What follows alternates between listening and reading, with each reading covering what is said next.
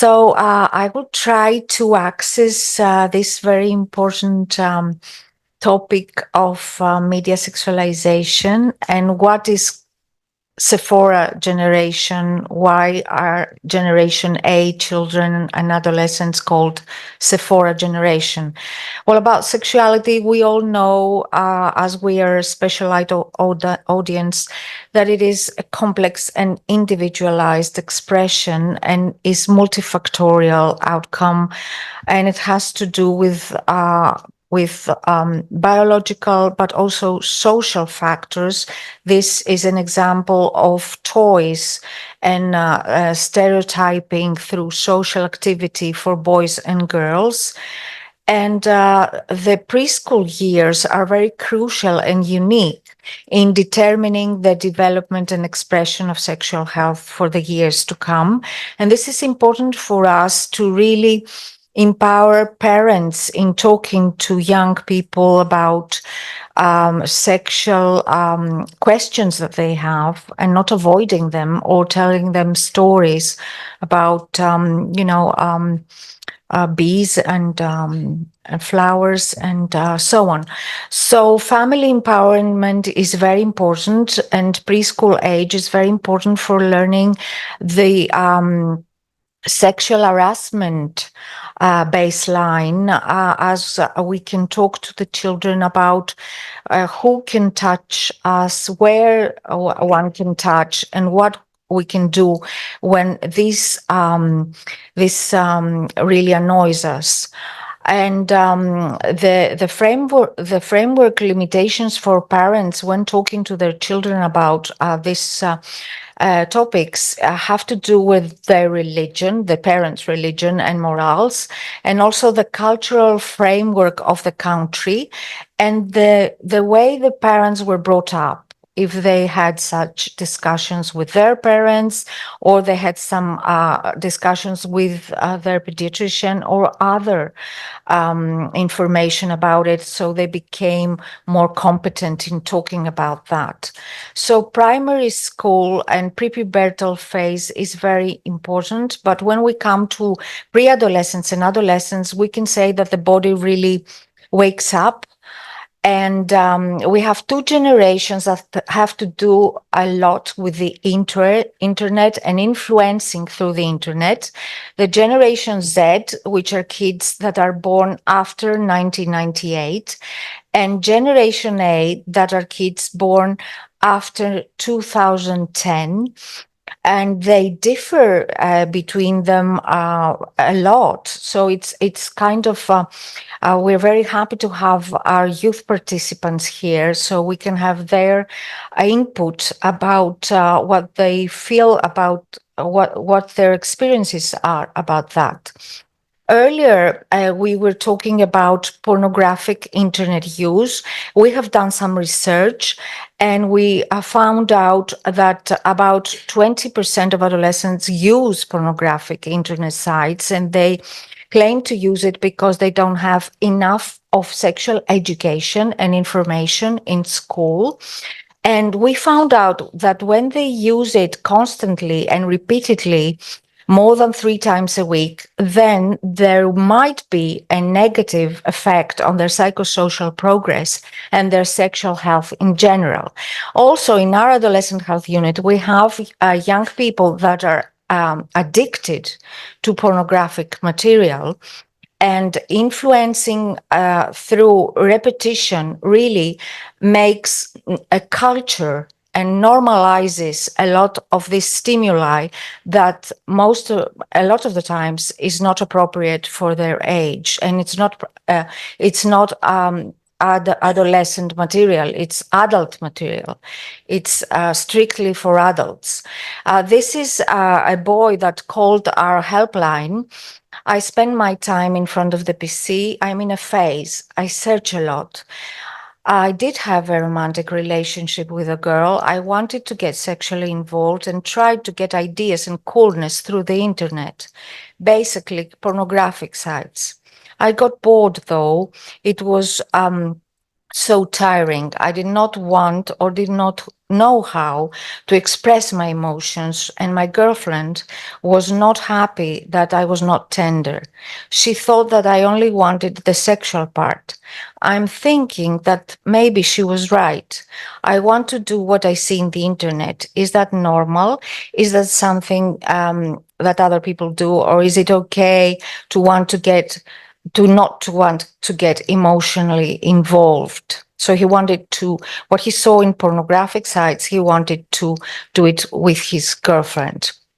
So internet addiction, we have seen in a lot of children that and adolescents that visit our unit that really could lead to a lot of dysfunctional in psychosocial life, in school performance, nutrition, sleep, social activities and social relations, and neglect of health and social hygiene. And now, in the internet culture, there is a lot of exposure of, especially girls, but also boys, to the putting sexuality and as a sexual expression in the center of a personality, and using sexuality to achieve goals, being sexy from a very early age. So this repetition really normalizes that, and they feel that this is something that is totally the reality, and they have to copy what they see, the models that they see. This could lead to low self-esteem and depression in later adolescent years. And the Generation A, which I repeat is the ones born after 2010 and are now in their mid-adolescence, develop a culture of really using a lot of cosmetics in, 10 to 20-step cosmetic procedure that they videotape and put it on the internet. And this is a study from a cosmetic company that show that the top sources for inspiration for this, they're called the Sephora generation because of the market of Sephora that they get their cosmetics, are content creators, advertising, and friends and classmates. And also that about 30% of girls post their videos of taking care of themselves. And these are the products of skincare. They use face cleansers, face lotions, makeup, and a facial sunscreen, pimple patches, pick-off masks, sheet masks, serums, face mists, muds, and facial oils. And also they have a lot of makeup products that they use: lip gloss, mascara, eyeshadow, makeup remover, lipstick, eyeliner, foundation, bronzer, concealer, highlight, contour, brow gel, cream, and pencil. So these are things that they use, and their parents have no idea if they can harm them. And these are not appropriate products for skin of pre-adolescents and adolescents. And a lot of their contents are not at all suitable, as retinol and hydroxy acids, and also vitamin C. When we ask parents if vitamin C is appropriate, they say yes, but the case is it is not appropriate for young skin. So this is a case that really is quite concerning, as parents do not understand, and a lot of parents get engaged on their young girls doing that. The parents are generation millennials, so they sort of like are in the internet too. And they do not, they have not realized the impact on their young girls and boys. So these are some examples of being sexy from a very early age. And Dora, which is a toy for that age, doing pole dancing. And it is described by the American Academy of Pediatrics as sexual objectification images through the internet that influence prepubertal girls, but boys too, and they seem to emphasize in external beauty, in superficial beauty, and narcissism in an age that is per se narcissistic on its own. So after the pandemic, the influencing through the internet really rised up, and we saw a lot of dates and sexual dates, sexting and cyber sex, and pornography also raised up in percentages and is frequently used. And adolescents seem to have lost their natural ways of communicating, their body language, and their flirting abilities in natural world. As we mentioned before, Generation Z and A are very much influenced by that culture. And also, they are influenced in their gender identity expression and orientation. And there is a support line in Greece that really gave me this data, and I thank them very much for that, because we see that in the previous 2 or 3 years, there is a big rise in trans people, young people, and non-binary talking and expressing themselves about their sexuality. And also has been a discussion about that, and they came out with a lot of confidentiality issues, especially when non-binary artists come forward like Nemo. This is a gender terminology that the Color Youth of Athens has really helped in understanding what different terminology means. And we come to think if gender identity, orientation, expression, fluidity, is it a trend? And we really should think in depth that given the hate speech and transphobic attacks, we cannot say that gender identity is something that someone would play with or express something different, because it has to do with the core existence of each person. So this has really concerned Generation Z, that thinks and really emphasizes us coming out about who you are sexually is a prerogative, while Generation A does not think that it's even an issue, because you don't have even to talk about it. They think it's a pleonasm. This is really happening in families that are really exhausted by the crisis, energetic crisis, economical crisis, war crisis. So they really need empowerment on how to deal with children and adolescents having a lot of activity in the internet.